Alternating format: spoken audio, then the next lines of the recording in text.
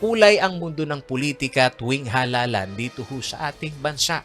At dito ho sa Central Luzon na tinaguri ang third most vote-rich region dito ho sa ating bansa, amin pong nasubaybayan ang unang kabanata ng paghahanda para ho sa makasaysayang election 2022. Mula pa lamang ho sa voters registration hanggang sa paghahain ho ng kandidatura ng mga lokal na kandidato hanggang sa pagbisita ho nitong mga presidential aspirant. Gaya ng maraming Pilipino, sadyang inaabangan ng mga taga Central Luzon ang national and local elections. Lalo na ngayong panahon ng pandemya na kung saan kailangan ng isang gobyerno ang tunay na maaasahan. Sa 7 probinsya ng Central Luzon, dito pa lamang sa Pampanga, nasaksihan ng news team ang pagpupursige ng mga botante na makapagparehistro. Mula sa pila ng mga COMELEC offices hanggang sa last minute na mall setup, ang epekto ng quarantine restrictions na nagpalimita sa galaw ng mga nagparehistro ay nakita sa dami ng mga naghabol. Ikatlo ang Central Luzon sa most vote-rich region sa Pilipinas. Kung paghahambingin ang bilang ng mga botante noong 2019 midterm elections na higit 6.8 million, makikitang tumaas ito ng higit 6%. Higit 7.2 million na ang registered voters sa rehiyon para sa 2022 national and local elections. Dahil sa iba't ibang quarantine restrictions bunsod ng COVID-19 pandemic na naglimita sa galaw ng ating mga kababayan at sa last-minute habit ng ilang mga Pilipino, naihirit ang isang buwang extension ng pagpaparehistro.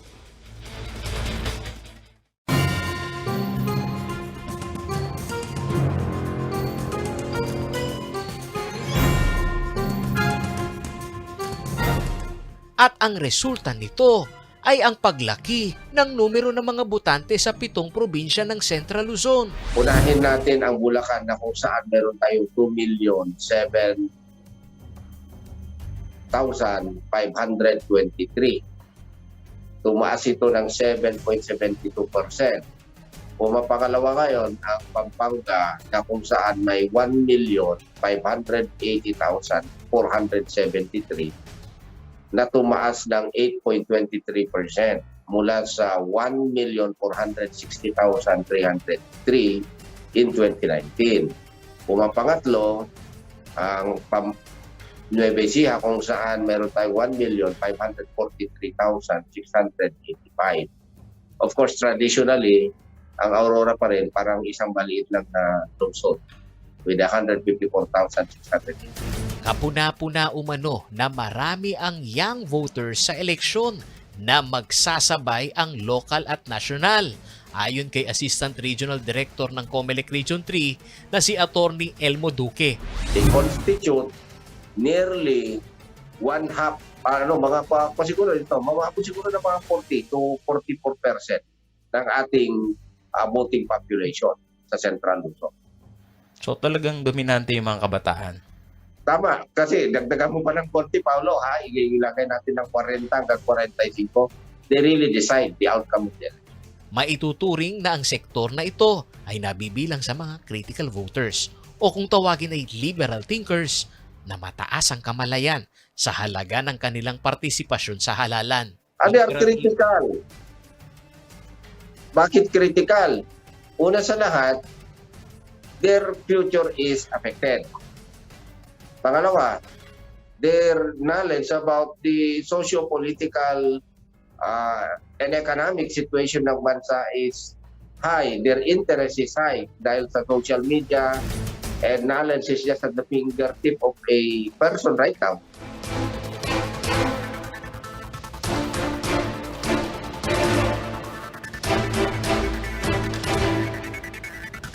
Naging bukas loob po sila sa amin. Lalo po, yung mga Pilipino po, lalo na po mahihirap. Marami po pangailangan.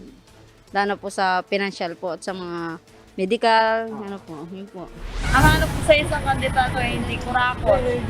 Hindi yung parang kapag kunyari, pero pag nag-gabol na, nandun na sa pwesto niya, wala na siya pakialam sa mga Magkakaalaman ngayon kung sino ang may track record at totoo. Kasi kapag nilagay nila sa social media accomplishment nila, makikita namin at pwedeng ipacheck.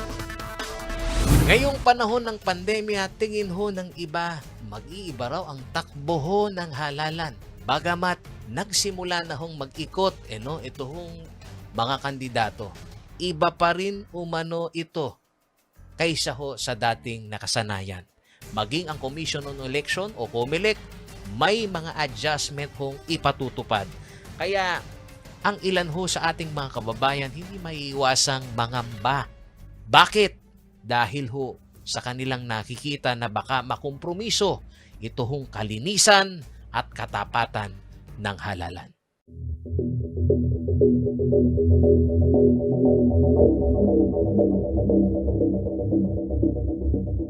Tingin ng ilang kritiko ng poll body, paano na ibigay ang 534.99 million pesos deal sa F2 Logistics gayong sinasabing subsidiaries ito ng Udena Corporation na pagmamayari naman ng biggest campaign contributor ng Pangulong Rodrigo Duterte na si Dennis Uy. Ito'y bukas na usapin pa hanggang sa kasalukuyan dahil sa pag-usisa ng Senado, kailangan daw matiyak ng COMELEC na hindi makukompromiso dito ang integridad ng halalan. Sa kabilang banda, para kay Attorney Christian Monsod, dating chairperson ng COMELEC, ang worst scenario na failure of election at kinatatakutan na pandaraya sa automated election, isang bagay na hindi mawawala tuwing haharap ang poll body sa mga kritiko nito. Ngunit ang katotohanan umano ngayon, ang mga nagpapakalat ng impresyon na pagdudahan ng sistema ng automated election ay hindi na kinakagat ng publiko.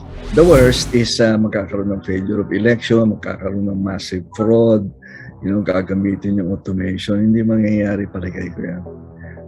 Dahil sa akin nga, the system somehow works. Right?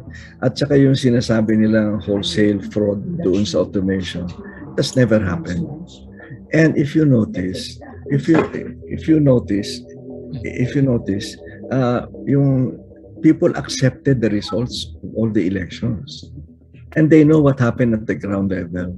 Sure, there were probably instances na attempted fraud and so on, use of force. Pero in general, accepted yung results maski na close results. So it has been that way. Sa panukat ni Monsod, may mga bagay na kailangang bantayan ng mga mamayan sa mandato ng COMELEC bilang isang komisyon at hindi burokrasya. Kabilang dito ang pagbalanse sa mga iuupo sa mababakanting 4 na posisyon bilang komisyoner sa darating na Pebrero ng taong 2022. Nabubuo naman sa 7 miyembro ng COMELEC Anbang. Nauna na umano dito ay ang pagsalang sa Commission on Appointments ng frat brother ni Pangulong Rodrigo Duterte na si Attorney Ray Bulay.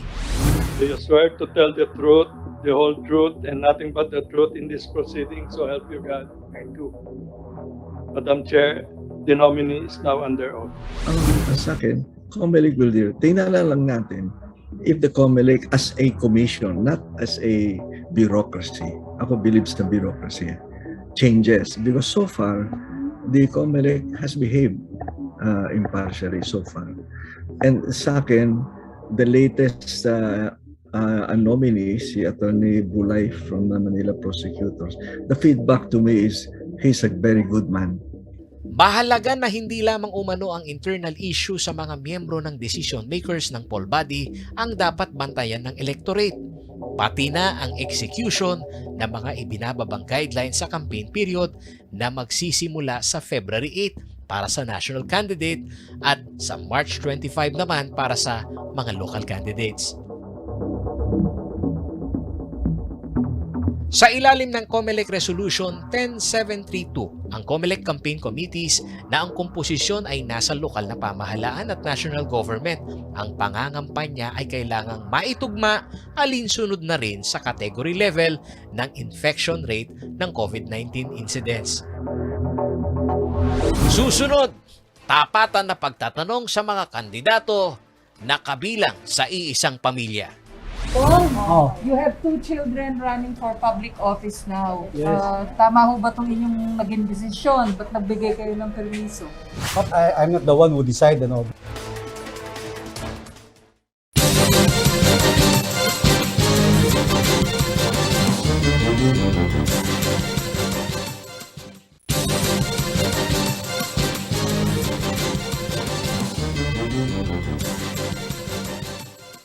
Umiikot ang kapangyarihan sa iisang apelyido.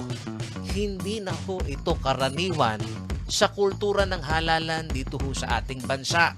At mga kaibigan, dito ho sa gitnang Luzon, ayon na rin ho sa COMELEC, ang political clans ngayong halalan 2022, dominante pa rin. Sa unang linggo ng filing ng Certificate of Candidacy na tinutukan ng CLTV News sa Pampanga, nasaksihan namin kung paano alalayan ni Pampanga 3rd District Representative Dong Gonzales ang dalawa niyang anak na makakasama na raw sa mundo ng politika. Si Brenz Gonzales, natatakbong konsehal ng siyudad ng San Fernando at ang board member naman sa 2nd distrito ang chief of staff nito na anak niya na si Mika Gonzales. You have 2 children running for public office now. Yes. Tama ho ba itong inyong naging desisyon? Ba't nagbigay kayo ng permiso? But I'm not the one who decide, ano. Ako hindi nag-joke doon sa dalawang anak ko. Itong chief of staff ko, itong assistant political affairs ko. At hindi naman ako nahihiya. They're all professional. They have a lot of experience in legislation and helping the people. Pinaninindigan ni Representative Gonzales na walang masama sa pagnanais ng mga anak na pasukin ng politika, lalo't kung sila naman umano ay qualified at may mabuting track record. At sagot din ng anak na si Mika, marami rin daw na naipamana ang ama sa estratehiya sa serbisyo publiko. Ako naman po kasi bilang isang matagal na rin pong sumaserbisyo sa 3rd District at sa aking tatay na si Congressman Dong Gonzales, marami na po ako napulot. Marami na po ako natutunan sa kanya kung paano makipagharap sa mga kadistrito natin dito.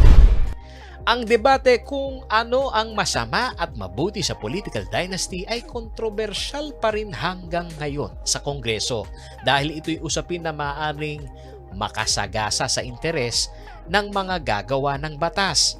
Pero para kay Attorney Christian Monsod na kilalang advocate ng anti-dynasty bill, mapanganib ngayon ang pag-usbong ng political clan sa mga rehiyon o probinsya dahil sa devolution of power ng national government sa lokal na pamahalaan at nakabinbin na pagtulak ng federalismo ay maaaring maglikha ng imperyo ng mga magkakamag-anak na nasa pwesto. And that's why I don't like federalism, because federalism precisely creates regional dictators. Di ba? Merong new level na yung regional level government. No? Even I think Duterte sidelined it because he realized na si Duterte is pro political dynasty, di ba? Sinabi niya hindi natin kayang baguhin yan. Kasi siya dynasty din. Dominante ang political clan sa Central Luzon kahit pa noong nakalipas na midterm election ayon yan sa COMELEC Region 3. At kahit sa naging resulta ng filing ng COC, ang mga datihan na nasa posisyon nagpalitan lamang sa pwesto. Mayroon pa rin yung dominance ng mga political clans pag tinitingnan natin yung kalagayan ng Central Luzon. Nakikita natin na yung mga dati pa rin mga pangalan, yung mga kilala na at dati na rin na nanunungkulan, sila pa rin yung dominante sa hanay ng mga kandidato sa ating region.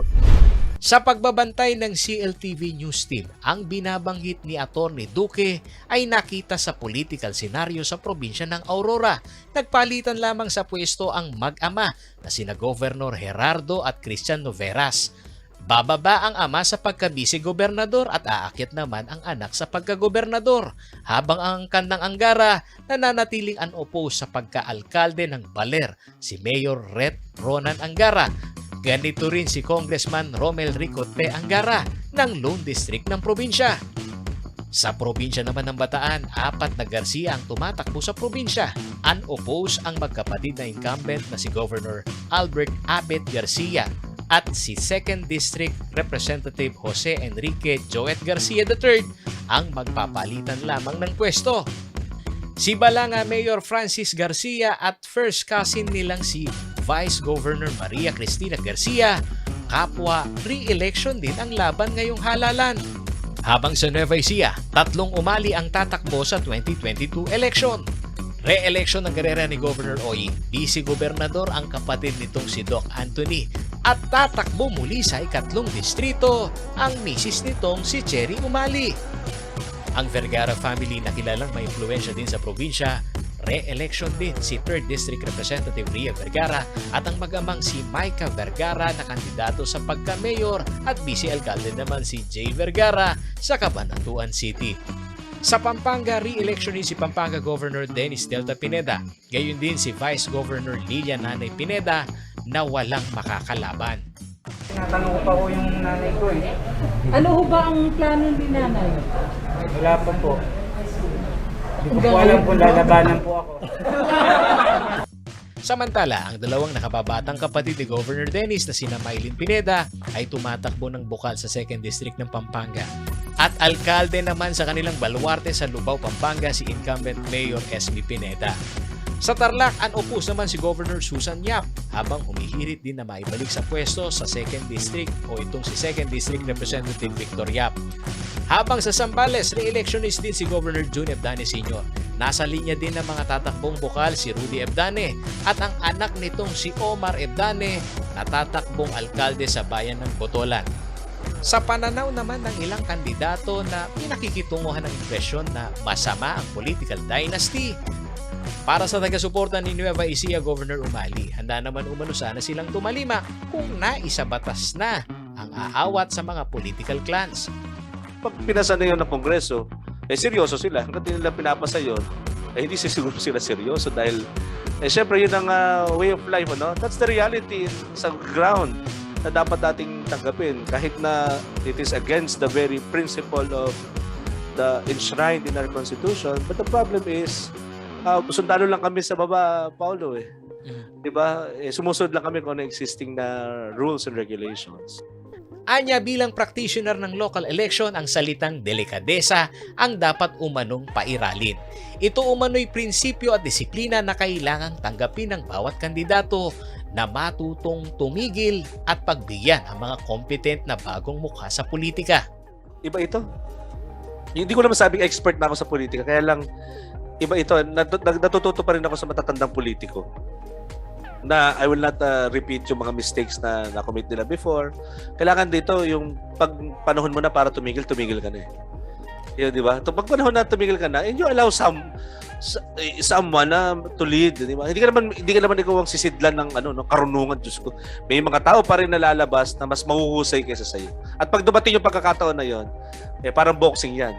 You learn to hang your gloves, di ba?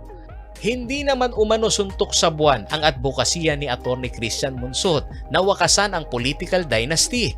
Anya kahit bihira lamang na may mga lumulutang na bagong mukha mula sa imperyo ng mga political clans, ang buti nito ay may mga natatauhan din ng mga botante. There were good signs in 2019. Merong mga established political dynasties na natalo. You notice that? And then if you notice, maraming bata at incorrupt sa mayor level. Not only in Metro Manila but in the rest of the country. That's a good sign na nag-iisip na yung mga kababayan natin. Sa perspektiba ng mga nagsusuri sa sama ng political dynasty sa halalan, ang obserbasyon umano nila ay malinaw na sa kada distrito na may tila kamag-anak incorporated na pamamahala ang gobyerno, ang tao ang nakukompromiso. Maraming fat dynasty, yung pong sabay-sabay na tumatakbo, diyan po nagkakaroon ng bad governance, diyan po nagkakakulangan ng trabaho, diyan po nagkakaroon ng impunity, diyan po nagkakaroon ng underdevelopment. Pag ba political dynasty, masama na po ba agad? Sana po malaman namin kung sino-sino ang mga miyembro ng political clan. Hindi naman po lahat ng political dynasty ay masama. Susunod. Ba yung mga alinlangan po ng ating pangalawang Pangulo? Yung alinlangan niya, yung mababa pa rin yung numbers niya compared with the other presidentiables, ano? Kaya yun ang nakikita, sa palagay ko, nakikita niyang pinaka-roadblock. Yung lima't kalahating taon na pinagsilbihan ko, marami ako nagawa pero malungkot yung aking biyahe. Sabi ko sigurado ako na yung kampanyang ito magiging malungkot din pero gawin natin yung dapat na nating gawin.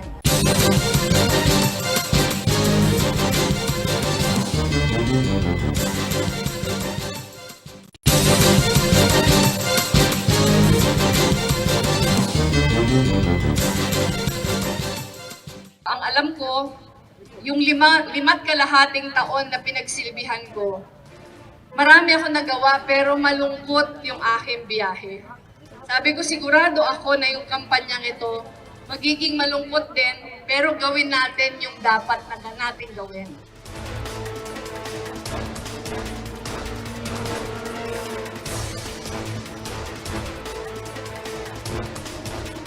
Pumapangalawa po ngayon ang Pampanga sa Central Luzon, mga kaibigan, sa 7 probinsya ng ating pong rehiyon na may pinakamaraming botante. Ayon ho sa COMELEC, tumaas ho ito ng 8.23% o katumbas, mga kaibigan, ng higit 1.5 million na botante. Sa numerong ito, hindi ho katakataka na iibigin ho ng mga national candidate na maging baluarte ang Pampanga.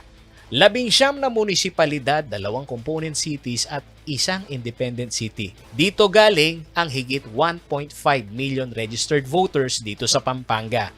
At sa unang yugto pa lamang ng paghain ng kandidatura, may sumusubok na kuhanan ng pulso ang kada distrito. Isang ordinaryong estratehiya umano ito para masilip ang magiging takbo ng lokal na halalan. Sa pananaw ng ilang lokal na kandidato, issue ng reliability o ang katiwa-tiwalang resulta ng survey, mulat dito ang taong bayan. How credible is that survey? Ganun po yan. Hindi po sinasabi natin na angat siya o hindi. Kahit ako po, pwede naman akong gumawa ng survey. Sabihin ko, angat ako ng 500 points sa kanya. Pero, well, respect po yan. Basta po nilabas nila, sa kanila po yun. I do respect that.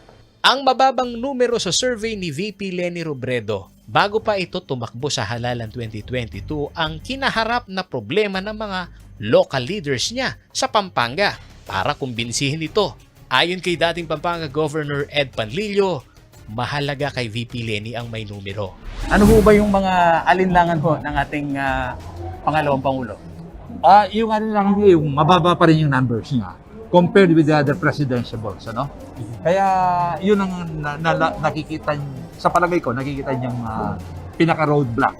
Bilang political observer, mahalagang maikonsidera rin ni VP Leni ang resulta ng survey.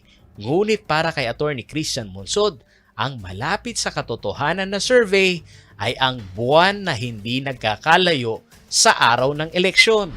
Ang laki ng mga pagbabago ng mga resulta ng survey the closer to the election. So siguro yung survey ng mga February mas meaningful kaysa ngayon.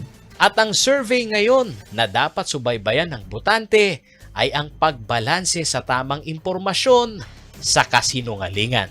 Yan mo na iniiba nila ang history, ang iniiba nila yung facts. I think it can be, over time, give it a few weeks or more time, we will ito they can be set in place. Ano bang katotohanan, ano yung hindi katotohanan. Okay. Diyan maganda mag-survey. Markado sa kasaysayan ng halalan 2022 na ang mga local leaders ng Pampanga ay kasamang nag-udyok sa kandidatura ni VP Leni Robredo sa pagkapangulo. Hindi ko pa po ito nakakwento kahit kanino, pero yung wala pa po akong balak mag-file, pinuntahan po ako ni Among Ed, pinuntahan po ako, magkahiwalay po sila, pinuntahan po ako ni Mayor Edsa. Pareho po yung sagot ko sa kanila. Malapit na po ito mag-file, September yata. Ang sagot ko po sa kanila, wala akong balak magkandidato.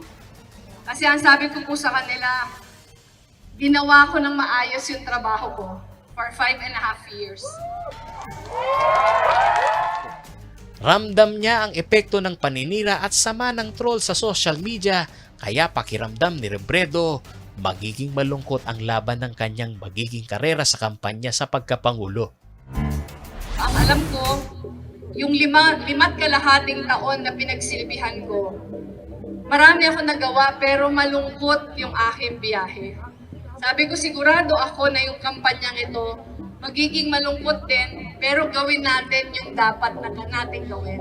Mahalaga raw ang political leaders na tatayo sa kampanya at kahit gaano man umano ngayon kainit ang pagsuporta ng mga kakamping, hindi niya inakala na may alkalde, na maglalakas ng loob na siya'y pagkalooban ng pagkakataon. Inaakala po namin, bibisita kami sa mga lugar, kakaunti yung sasalubong sa amin, bibisita kami sa mga lugar, walang local official na mga ngahas na tulungan kami. Dahil yun yung aming karanasan in the last 5.5 years. Puno ng taimtim na pagninilay ang mga nakaraang araw. Salamat sa lahat na nagparating ng suporta, sumabay sa dasal, at umunawa sa pinagdaanan kong discernment process. Hindi raw drama ang kinaharap ng administrasyon, mga kaibigan, o nito pong ruling party na PDP laban sa urong-sulong ng Pangulong Rodrigo Duterte sa kanya hong pagka-vice presidente, pagtakbo ng senador, at sa huli pagbawi, mga kaibigan, sa kanyang kandidatura, maging ho sa kanyang minamanok na Pangulo, si Senador Bongo, na last minute din hong bumawi. Ang pinanggagalingan umano na senaryo na ito ay ang issue ng kinatatakutang accountability ng Pangulong Rodrigo Duterte. It will end up, kasi nga sabi ko, the President Duterte is really very worried about accountability, right? He may go to jail, he may be asked, to show his assets and all that. So, nawala na yung marami na siyang options na hindi na off the table na eh. Di ba? Yung minention ko sa umpisa. So, sa akin, he will end up supporting a Marcos Duterte tandem. Yan lang ang option niya eh. You notice there is no administration candidate for president. At ang kapritsyo ng Pangulo na may mataas pa rin itong approval rating, duda ang kritiko niya na siya'y angat pa rin sa tao. Whether he likes to believe it or not, he's a lame duck because by June 30, under the Constitution, he has to step down. Hindi naman ito inaayunan ng kanyang mga kapartido at kapanalig. Para kay senatorial candidate na si Greco Bellica, ang pangyayari ngayong halalan na pagtalikod ng marami sa partido ng Pangulo ay refleksyon ng ugali ng politiko na tinawag niyang traidor. Politika, ang daming traidor. Ang daming traidor. Okay. Daming traidoran. Kaya po dito sa aming partido, isa sa kartilya namin dito, one of the most important principle na kailangan at karakter na meron ng amin pong kasamahan na nire-require namin ay katapatan. Yung third requirement po namin sa aming kartilya is at katapatan, sa tipanan, sa usapan, at samahan. We have to have that character to be part of our party. Dito po talaga sa politika, ganyan ang mga politiko, yung survival ba, walang katapatan. Pagka dumating na yung susunod na malakas, kasama mo for so long, pero nandun na sa kabilang kampo kagad. And kung sa gera o sa samahan, pinapatay yung ganun eh. Dahil mga traidor dapat talaga pinapatay. Sa pananaw ng mga political analysts, kung napanatili ng administrasyon ang lakas ng ruling party na PDP laban sa lokal at nasyonal, ang rule of the incumbent, mahirap sanang mabuwag. Kung buo ang PDP laban, hindi sila watak, no? Hindi sila nahahati sa dalawang faction. Just imagine if they enjoy the equity of the incumbent, right? How they can leverage that. Samantala, wala ring sinasayang na panahon ang iba't ibang kampo ng presidential aspirant tulad ni Manila Mayor Isko Moreno, Senator Panfilo Lacson, Senador Manny Pacquiao at dating senador at anak ng diktador na si Ferdinand Marcos Jr. sa pag-iikot sa ilang probinsya ng Central Luzon para makahatak ng simpatya.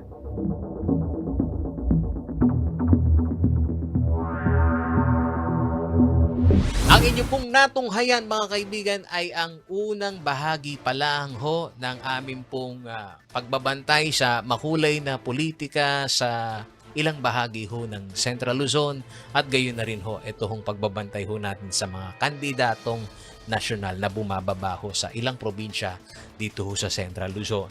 Hindi pa po formal na nag-uumpisa ito hong kampanya at asahan ho ninyo na makatutuang ang CLTV News sa pagbabantay sa makatotohanang Halalan 2022.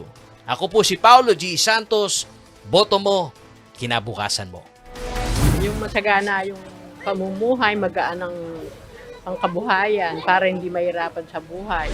Sana maging okay na yung panahon. Maalis na yung pandemic. Kung kayang ayusin yung bansa natin, yun. Sana walang kurap sa natin ngayon para maganda naman yung takbo ng Pilipinas natin. Huwag nating ibenta ang ating dignidad o yung ating boto.